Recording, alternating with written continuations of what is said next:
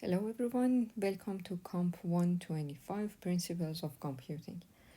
In this video, we are going to talk about computer system organization. This is going to be the first part of this chapter. So, in the previous chapter, we learned about building blocks of hardwares of the computers. We learned about the binary representation, about the Boolean logic, and how we can actually create some physical gates based on the Boolean logic corresponding to the Boolean logic using different transistors, and then using those gates create different type of circuits for doing comparison, for example, doing the arithmetic operations like the summation, and we learned about the control circuits. And in this chapter, we are going to learn about how we can use those building blocks, those circuits that we have created in chapter 4. If we learn how to create them in chapter 4, to use them and create an actual computer. We will learn about the von Neumann architecture, which is the main design architecture for all the modern computers. We will learn about different part of the von Neumann architectures, like the memory, ALU, and the control unit, and input-output devices, and how all of these devices will be created and then will be united and creates an actual one computer. So, in fact, in this chapter, we're going to apply some other level of abstractions. In the chapter 4, as I mentioned, we learned about the hardware of the computer at a very low level, the transistors and how these transistors will create a gate. And you know that we have actually applied some a form of abstraction there.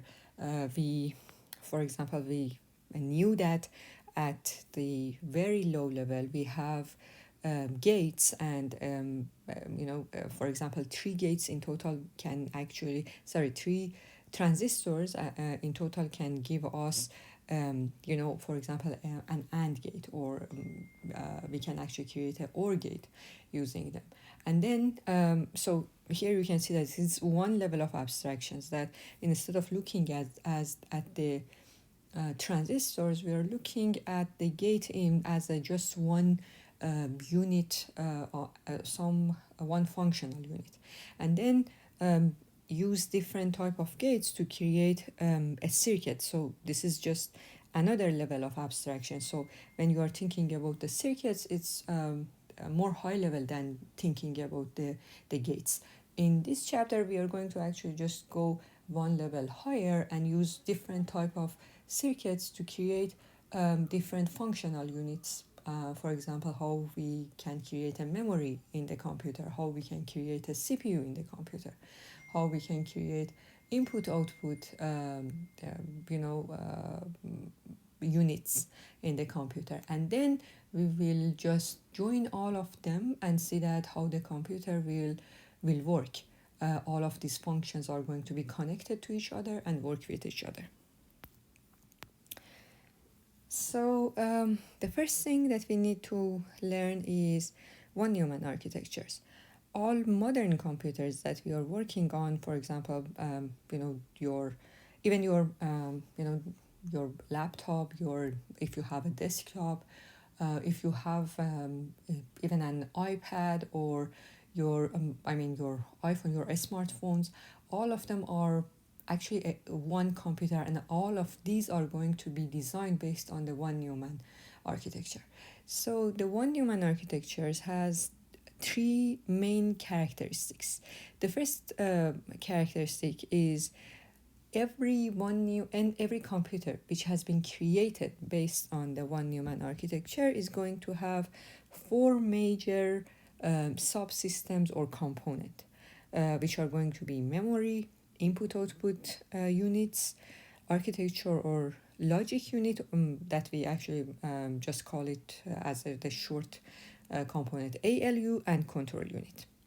Okay, so all of those, the computers which has been designed based on one Newman architecture should be actually created, should have all these four major subsystems. The other characteristics of one Newman architecture is that in these computers, what we are doing will be written as a program, and this program will be written in the memory, somewhere in the memory, and the computer will actually read this instruction from the memory and execute them in a sequential manner. So these two are going to be the next two characteristics of a one Newman architecture. So just one note here.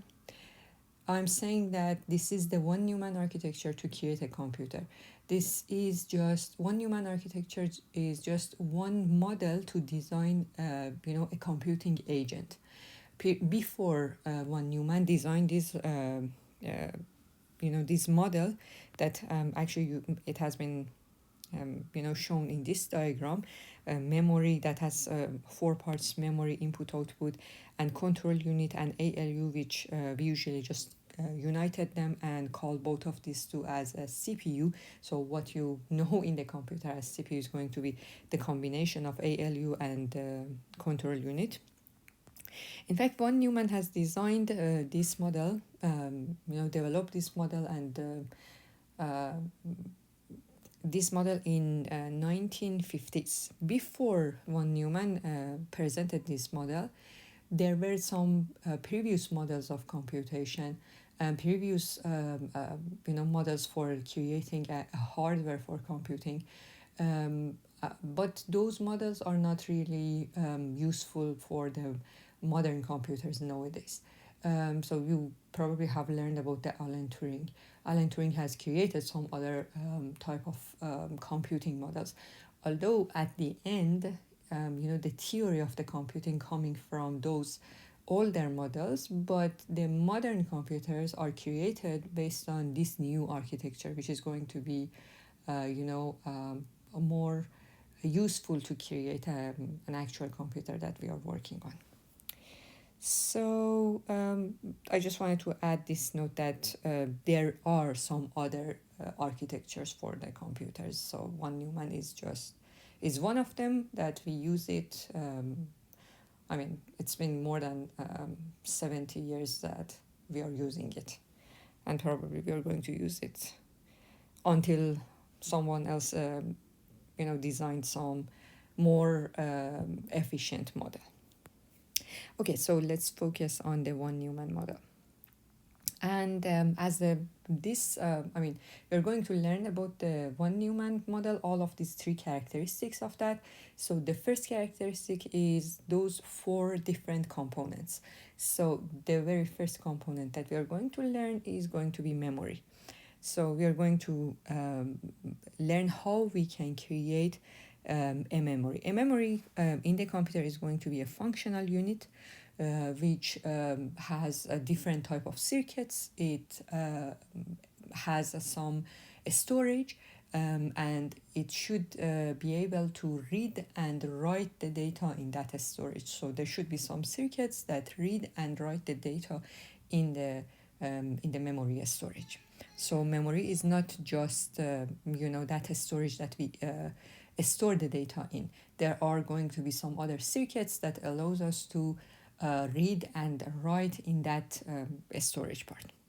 So we usually call memory random access memory in the computer. You have learned that we have, I'm sure that heard about RAM. Why we call it random access memory?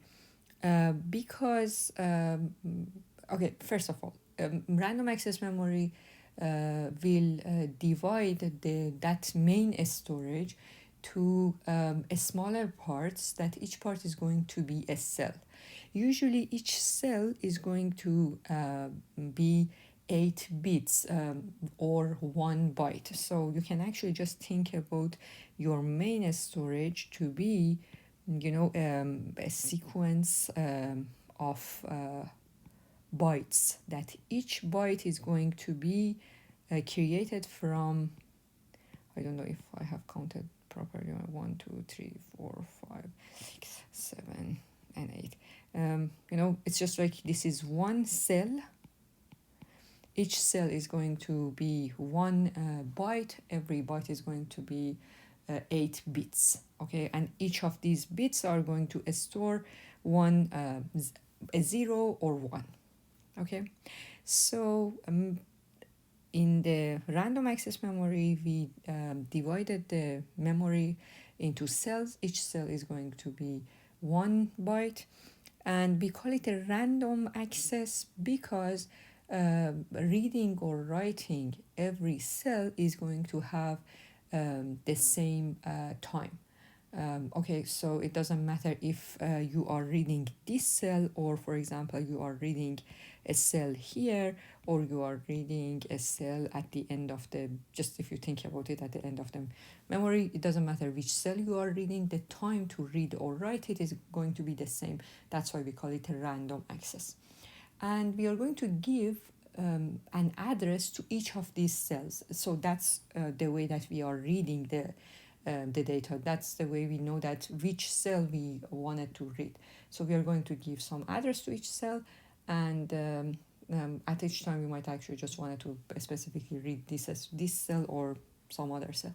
So we should have some circuits that allows us to read the data from a specific cell that is asked.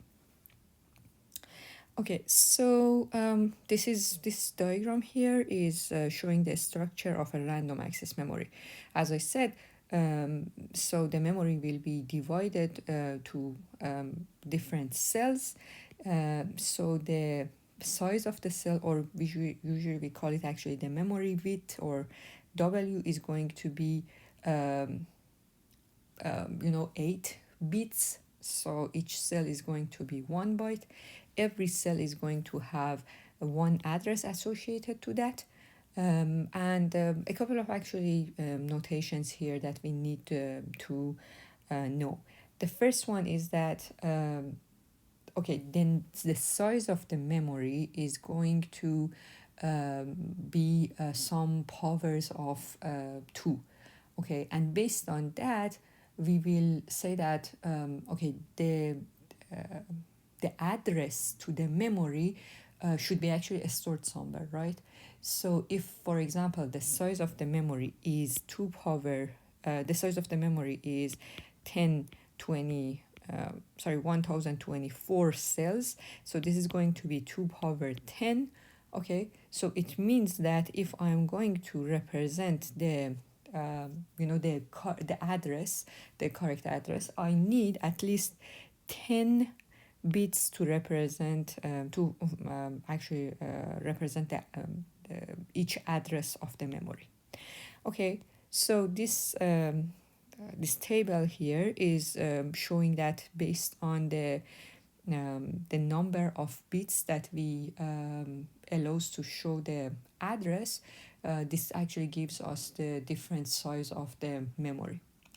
In the modern computers, usually we either are going to use 32 bits to show the address of the memory, which means that the size of the memory is going to be 2 power 32 or 2 power 64. At least in the last 10 years, most of the computers, even the usual computers that we use, are going to be of this size. So this is going to be, it doesn't mean that you have this much memory in your computer, but it means that you can actually upgrade your computer to have this much memory. It just means that the hardware of your computer has been designed so that the size of the the address to the memory has been stored in 64 bits. Okay, in fact, the size of the address to the memory is a register in the computer. That's why this is important for us. So in the hardware of the computer, if this register is 64, it means that you can upgrade the memory of your computer, even if the amount of space that you have is less than this. You can actually upgrade it up to 2 power 64 bytes of memory. although we usually actually in the regular computers that we don't have this much memory on your old computers. Okay, so just coming back to here, so the memory width, as I mentioned, is going to be 8, right? So because each cell is typically, in all the computers that we use, usual computers that we use, the size of each cell is going to be 8 bits or 1 byte, so this is going to be 8. I just was going to actually talk about this register as well, but let me actually just talk about the address and the memory content, then I will come back to this, the other register, MDR. Okay, this MAR, before actually leaving this slide, this MAR, it was that register that representing, that keeping the address to the memory. We call it MAR because this is the memory address register, just the abbreviation for this name. So one thing is that the size of the MAR is going to be n bits. So n bits is going to, tells me that the address of the memory will be represented using n bits. It means that in total I can have 2 power n bytes of memory. So this is going to be the maximum size of the memory, is going to be 2 power n. Okay, one thing that you should be careful when we are talking about the memory and different actually operations that we do over the memory is difference between address and the content. Okay, as here has been represented, each cell is going to have an address associated to that.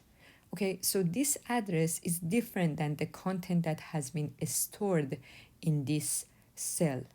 Okay, so for example, here in this picture, you can see that the content of the cell is, for example, 28, but the address is 42. The address just tells you that where in the memory this cell is, but 23 is going to be the content that you stored there.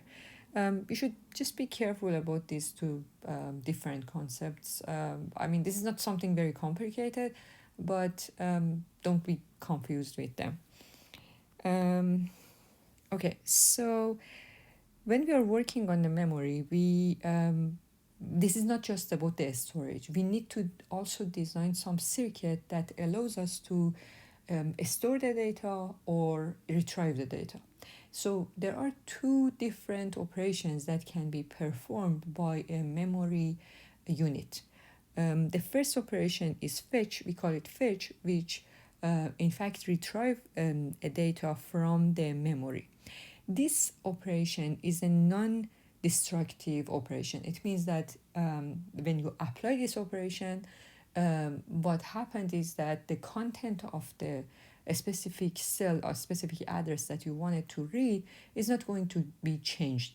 You just read it from the memory, that specific specific address in the memory. You just read it, but the content will be unchanged in the memory. The other operator is a store, that you are going to write something in the memory. This operation is going to be destructive because it will change the content of that specific address in the memory. You get some data, and that data will be written in that specific address that you wanted to write it down. So to be able to implement these 2 operations, we need 2 registers. One register is going to store the address, that specific address that we are working on. Either you are fetching from that address or you are storing in that specific address. And the other register is going to use to keep the data that you will read from, you are going to fetch it, you are going to read it from the memory, and it will be then passed out of the unit, or this is going to keep the data that you are going to store in the memory. So we need 2 registers. So in fact, what is it? Don't be confused. A register is just it's exactly like you know one unit to store some data, just like the memory, but it is a small part. We call it a register. Usually, a register is going to be of it can be 1 byte, 4 bytes, 8 bytes, something like that. Okay, so these two registers that we are going to use are one of them that is used to keep the address um, to the memory is going to be called memory address register, or we call it MAR. It holds the memory address access. So based on that, because it's going to keep the address to the memory, the size of the MAR is going to be n if the size of your memory is 2 power n bytes. Okay, so whatever is the size of your memory, the size of the register will be um, actually recognized based on that. This is exactly what I was telling you, that usually in the current hardwares that will be created, the size of MAR is 64, which means that it allows your computer to have up until 2 power 64 bytes of the memory, which is going to be a very large amount of memory. The other register is called memory data register, or we just call it MDR, the abbreviation for this. This register is going to keep the data that you either reading from the memory, or it keeps the data that's going to be stored in the memory. And what is going to be the size of MDR? So the first thing that you might actually think is that the first thing that comes to mind is tempting, is that because the size of each cell is going to be 8, remember we said that the size of each cell is going to be 1 byte, right? So you might actually think that, okay, the size of the size of MDR is going to be equal to the size of each cell. But you should be careful. When we are actually reading some data from the memory, just reading 1 byte is very small. For example, different type of, remember we have talked about different type of variables in different programming languages, that for example, if integer is a type of variable which is 4 bytes, or for example, there are larger size of integer, long int, which is going to be 8 bytes. Okay, or for example, floating point, that's going to keep either 4 bytes or 8 bytes. So if you are going to, for example, writing a specific variable just think about it in this way, that you have written a program that you are saying that, okay, assign 4 to this specific variable, and the variable is of type integer, right? So if you are writing one variable, the value of one variable, or reading or writing a value of one variable integer, if the size of MDR is just 8 bits or 1 byte, you need to actually perform 4 operations of fetch to be able to read it, right? So just this, if the size of MDR, if it is just 1 byte, this is going to be too small to read the data. So usually this is going to, the size of MDR is going to be some either, for example, 4 bytes, or usually it's actually 8 bytes of data, so that you can actually read a couple of cells, because a couple of cells is going to create one variable for you. So for example, 4 cells is going to be just one variable, and it is going to give you one meaning. So the size of MDR is just usually multiplications of 8. It has been explained in your textbook well, and this is the answer of this question, why it is most of the time it is just some multiply of 8 bits. Okay, so now let's come back to those two operations, fetch and store. Usually we actually write down these operations as, for example, fetch, and you are passing a specific address. It just means that read the data from this address and give me whatever data has been stored at this specific address. So a copy of the data will be read from the memory, and we should be careful that when we are designing the circuit to do this, it shouldn't change the content of the memory. The other operation is going to be a store, and that this one is going to have two arguments. You are going to say that store this specific value at this specific address. So it's going to be a store address value. So a store at this specific address, and this is the value that you have to store. This operation is going to be destructive, as I said, because the value that you are giving is going to be written in that specific address in the memory. So for example, if we write down fetch 44, be careful, fetch 44, the argument for fetch is address. So what would happen if, for example, in the memory, some part of the memory that this address is the address 42, it's just like fetch 42, and here we have, for example, 23 will be copied inside MDR. Okay, and assume that in the MAR we have written 42, and if you, so for example, after this operation, the value from the address 42, which is 23, will be read and written in the MDR. If an operation like a store 42 and 3 has been applied, it just means that, okay, in the MDR I have a data 3, and in MAR I have 42, and just means that write down the value from the MDR inside this specific address 42. So at the end, what would happen is that 3 will be actually written in the specific address 42, and 3 will be written here, and the content of this specific address 42 will be changed. So if we think about these two operations, we will see that, for example, for fetch, we are going to have three steps. 3 steps should be implemented. Load, the first step is going to be load the address that is passed, this specific address that you passed, this address should be moved to MAR.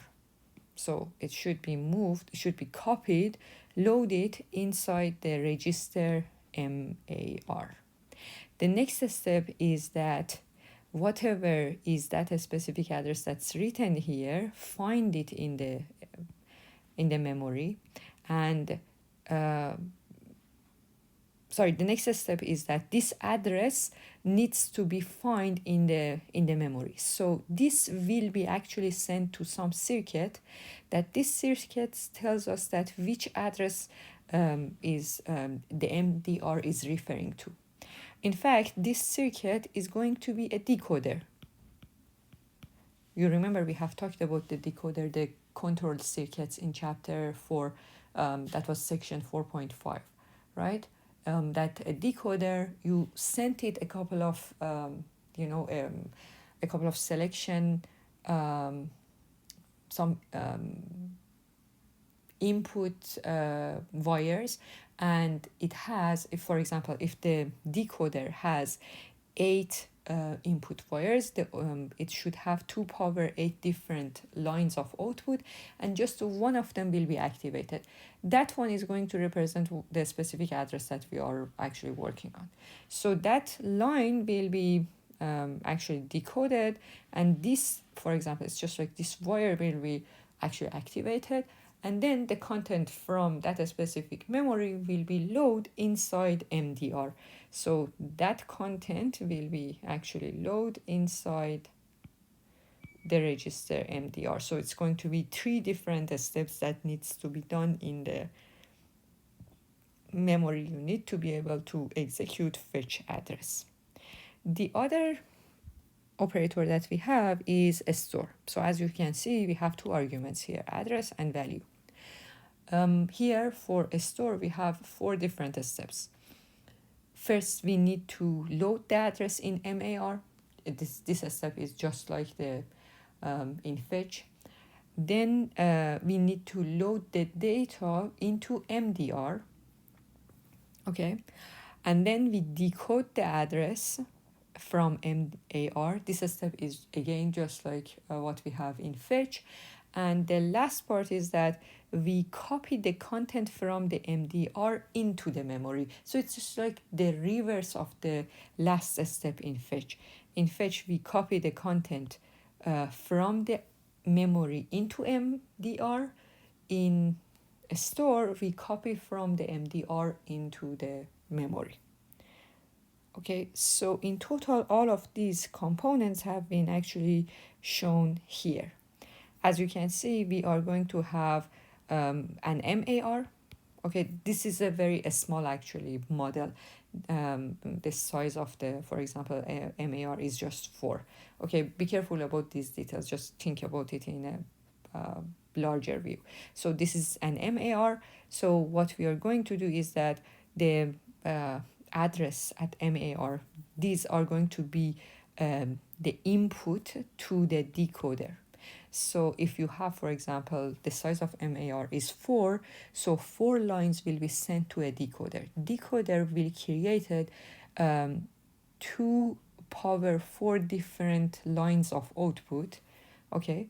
And all of these lines of output will be sent to one specific address, one specific cell in the memory. Okay, so for example, if in the MAR, the value has been stored, the value that has been stored in the MAR is something like 0010, then the line 2 will be actually activated. Okay, remember the decoder will get a couple of actually inputs, and whatever the input represent, that specific just one line that represent that value will be activated. The other lines, all of the other lines are going to be deactivated, or they are going to be 0. Okay, so this is actually just showing that the decoding part in the address, the decoder part. Okay, so now let me actually ask you a question. If I have an MAR that the size of MAR is 16, so the size of the output size of the decoder, the number of wires that the decoder needs to have is going to be 2 power 16. 2 power 16 is 65,000 something, okay? And now just think about it, having a decoder as big as having 2 power 16 output. This is too many actually lines. Although the size of the MDR is going to be very small, just the MAR of size 16 is going to be really actually small. In the actual computers that we have, 16 is not the actual size of the MAR. The actual size of the MAR is usually 64, as I said, mentioned before. So there is an issue. There is an issue of the size. We need too many output for the decoder of the MAR. So how can we solve this actually problem? The solution that has been that usually we actually use it in the actual computer is that instead of creating a memory as a sequential memory, we created it in a form of a grid. So you can think of it in this way that, for example, in the previous question, for example, in a smaller actually model, just think about it in this way that the MAR that I have is going to have, for example, 4 bits, okay? So the decoder, the usual decoder, if I use a one-dimensional actually memory, what I need to have is the size of the MAR is 4, right? So I need to have a decoder with 4 inputs and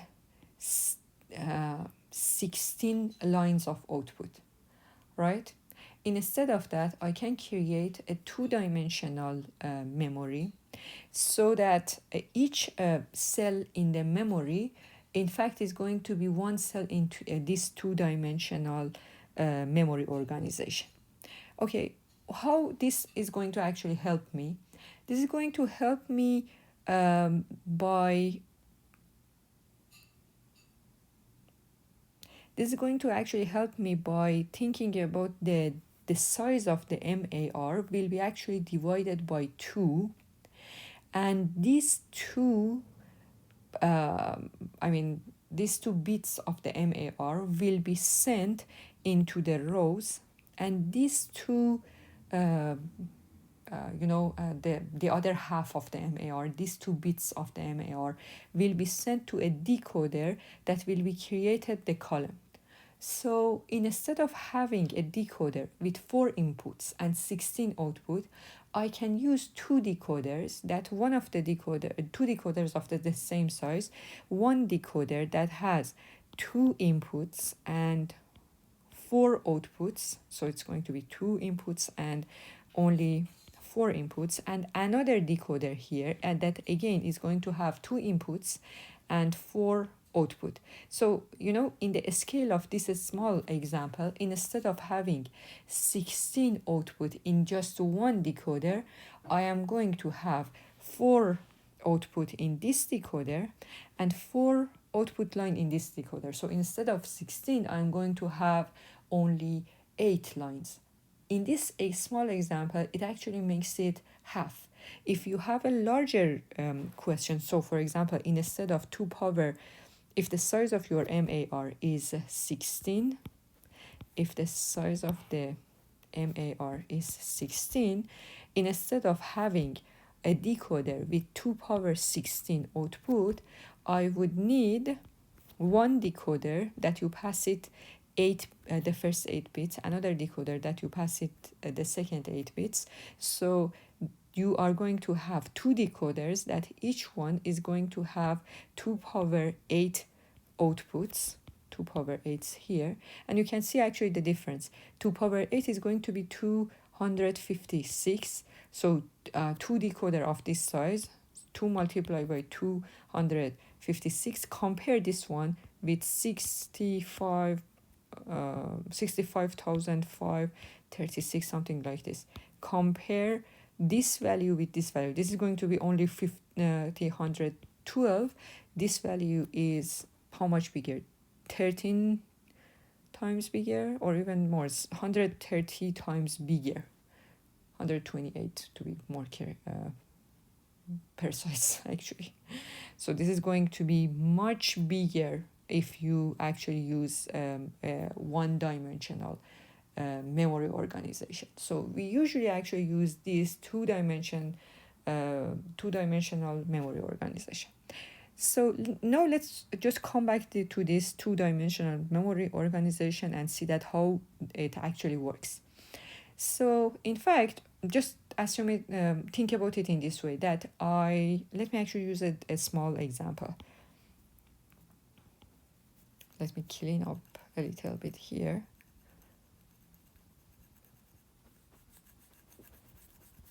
So for example, if you have, you are working on a specific address, like you have your MAR is of size 4, right? Let me revise the size. Okay, your MAR is of size 4, so it's going to be, for example, something like this. As I said, the first 2 bits are going to send to a decoder, and the decoder here, just if you send it to a specific decoder, this decoder is going to active the line that's representing the value 3. So this is going to be, for example, this line. This line will be specified by the row that is actually assigned by the row the value 3, or this specific this 2 value 2 that's coming from these 2 bits. The other part, the other half, will be sent to another decoder.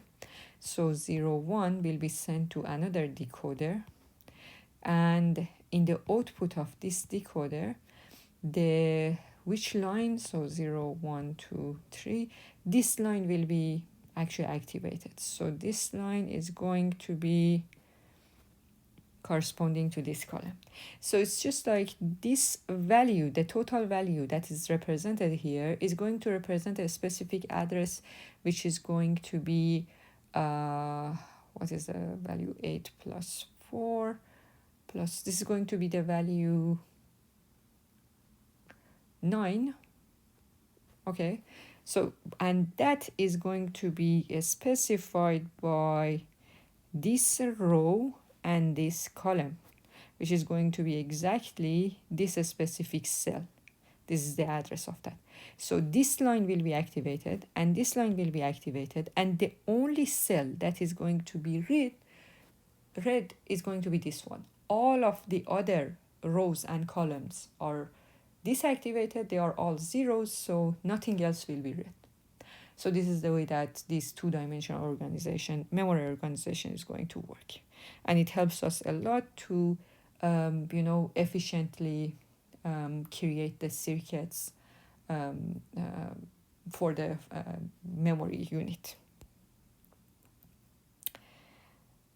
Okay, so the total memory unit is represented using this diagram. You are going to have the memory that has been, instead of actually showing it in that a specific form of it's just like a sequential addresses, one-dimensional way, we are representing it using a two-dimensional way. So we are going to have the size of this two-dimensional is going to be, if the size of the MAR is n bits, n divided by 2 bits will be the one dimension of the memory, n divided by 2 is going to be the other dimension of the memory. Okay, so in total this is going to be the 2 power n is going to be one size of the dimension of the memory, 2 power n divided by 2 is going to be the other size of the dimension of the memory. So in total it's going to be 2 power n. So the first n divided by 2 bits, the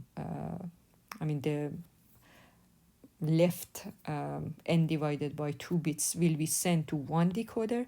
That decoder is going to be representing the rows in the memory, and the first or the rightmost n divided by 2 bits will be sent to another decoder. This is going to be the column decoder circuit, and this one will be sent to the the column of the memory, and based on these two decoder, so the MAR will be decoded and the correct specific cell will be activated and in the memory.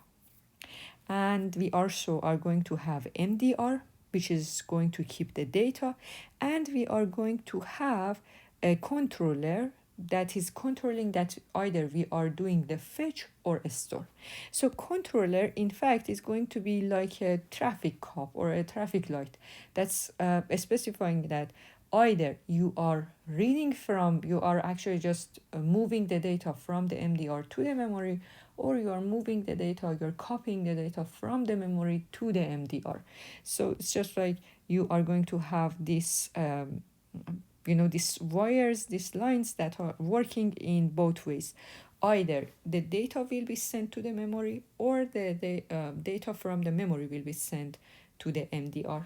So this based on the input signal that either you are doing the fetch or store, the fetch store controller will control to that the data will be sent to the memory or the data will be read from the memory.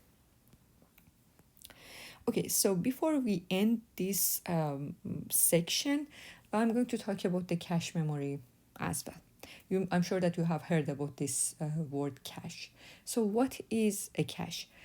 The fact is usually the CPU, the processing unit in the computer, is going to work much faster than the memory unit, much faster than the memory unit.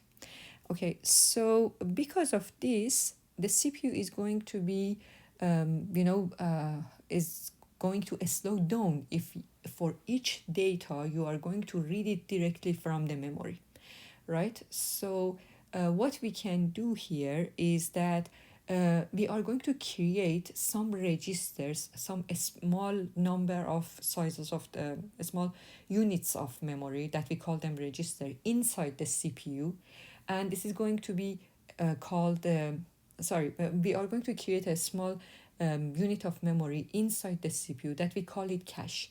This is going to be a very fast memory. In fact, if the size of the cache is higher, so the CPU is going to be working even actually faster. But creating cache is going to be very expensive, so we cannot have a very large sizes of cache. So the sizes of the cache usually in the memory is going to be very small. So what we are going to do is that we are going to use the principle of locality.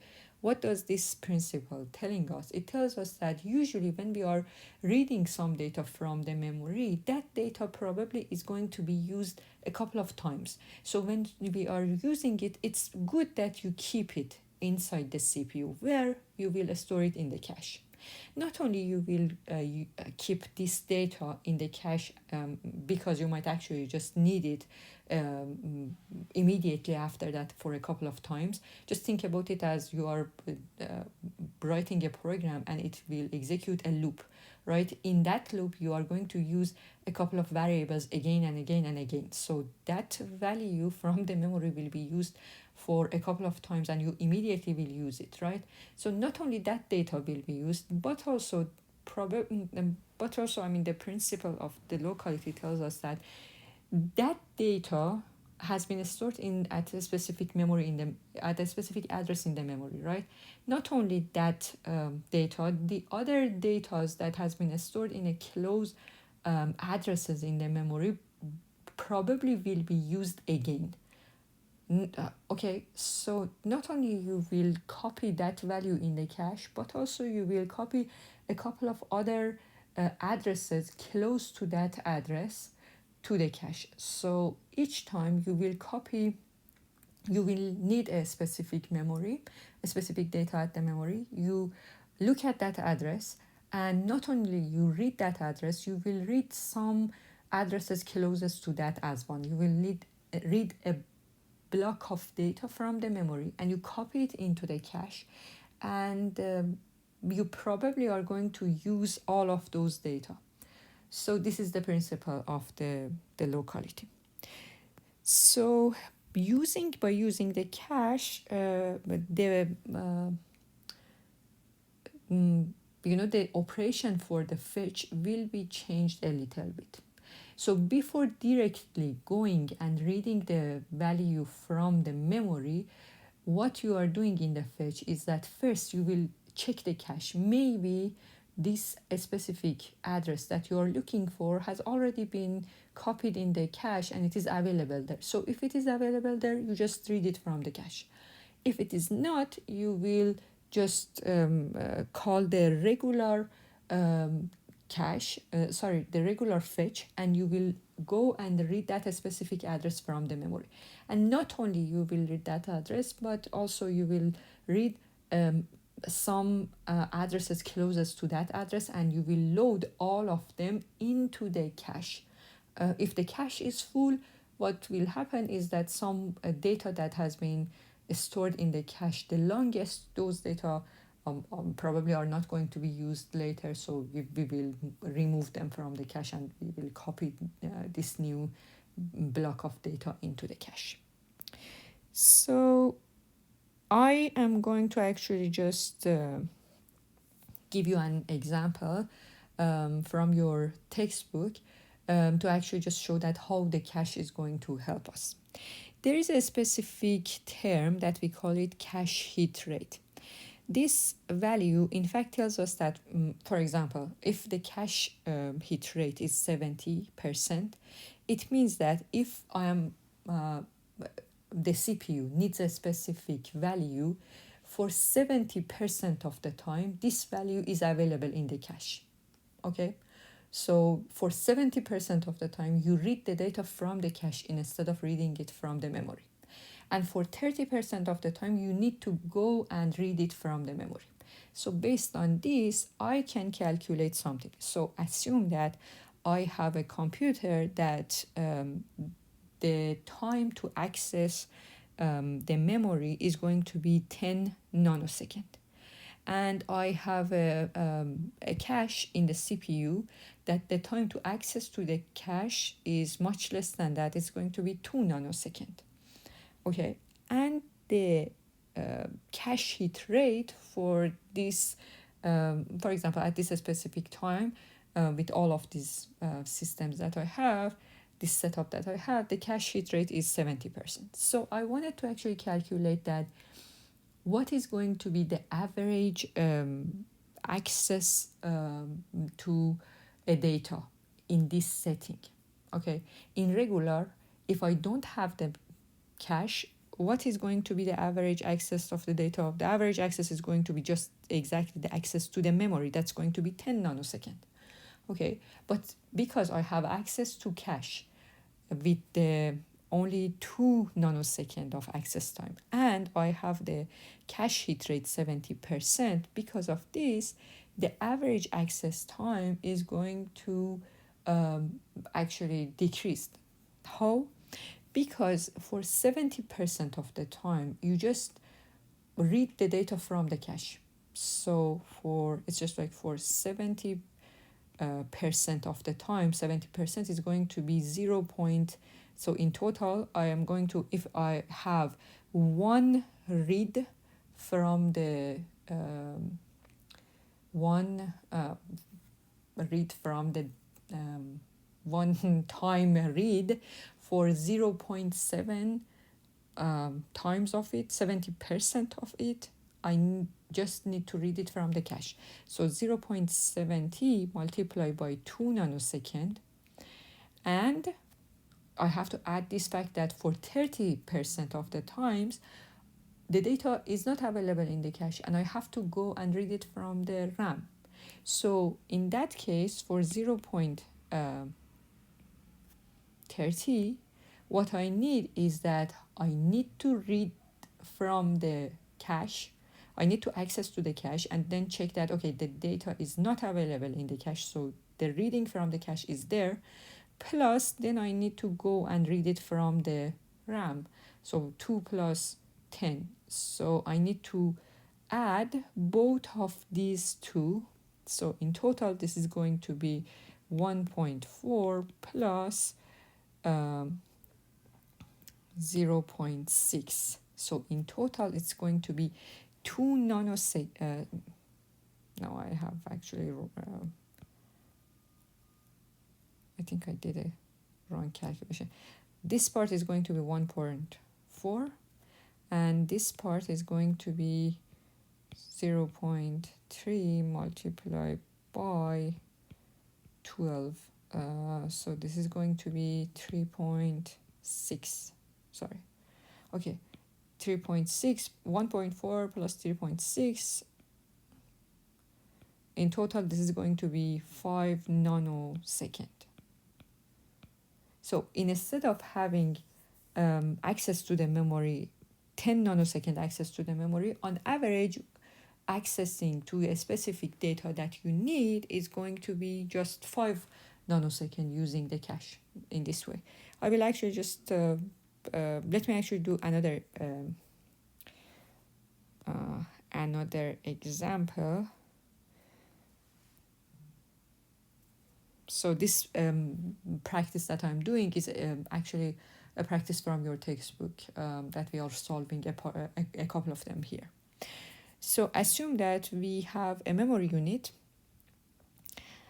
which is organized as a two-dimensional array of 8 bits, so this is going to be a two-dimensional memory, and the size of them is going to be 1024 multiplied by 1024. So it's just like you can think of your memory as a two-dimensional memory, that the number of actually rows are going to be 1024, and the number of columns is going to be 1024. Okay, and I'm actually asking a couple of questions. The first question is that how big is going to be the size of MAR? So if you have a memory, a two-dimensional memory of this size, it just means that how much is going to be the size of your memory. The size of the memory is going to be, you know, that the size of the memory is going to be 1024 multiplied by 1024. Okay, so in fact this one is going 1024 is going to be 2 power 10. This one is also 2 power 10. So in total you are going to be 2 power 20 bytes. This is the size of the memory. So based on that, the size of MAR is going to be 20. So the size of MAR is 20. Exactly. Calculate the size of the memory, and based on that, the size of MAR will be actually recognized. And then it actually asks that how many bits of MAR must be sent to row decoder, and how many bits will be sent to the column decoder. So it's just like you have an MAR of size 20. The first half will be sent to the row decoder.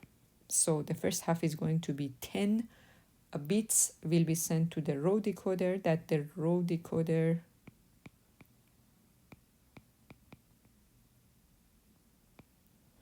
will actually just create the lines for the active lines for the row, and the second half will be sent, the second half, which is again going to be 10 bits, will be sent to the column decoder.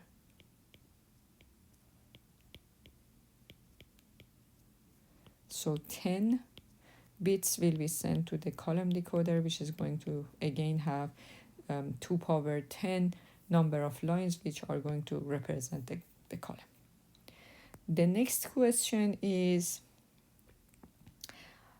if the average access time to the memory is 25 nanoseconds, so the access to the RAM is 25 nanosecond, and the average access time to the cache is 10 second and 10 nanosecond to the cache.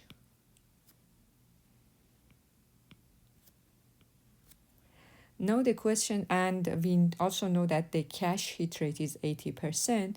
What is going to be the average access time to the